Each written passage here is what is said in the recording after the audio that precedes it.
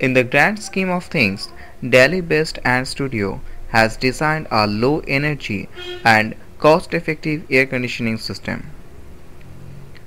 The idea took inception as a design solution for the workers at the factory of Deki Electronics in Uttar Pradesh, where scorching heat released from the genset at the entrance in the external area of the factory was taking a toll on the health of the employees and reducing productivity. Currently stationed at the external driveway of the factory, this low energy and cost efficient air conditioning system looks more like an art installation. It is an elaborate arrangement of hundreds of cone shaped terracotta posts into a beehive pattern circle. The cooling technique traces back to traditional Egyptian evaporative cooling methods. It facilitates cooling down surrounding with the help of water and local materials. The thrust of hot air from the genset is used to facilitate cooling using a fan mechanism. The porous terracotta posts absorb water and as hot air passes through them, it's turned into a cool air. All the tubes are also surrounded with sand and hold water for longer. The installed prototype was able to cool down temperature of 50 degrees Celsius to 36 degrees Celsius with the airflow recorded at 4 meters per second.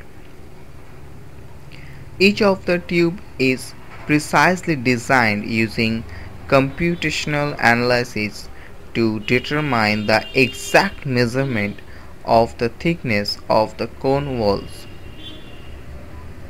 The idea is to get as much surface area as possible for evaporation to take place.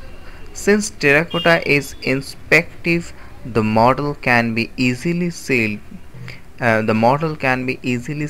up and replicated.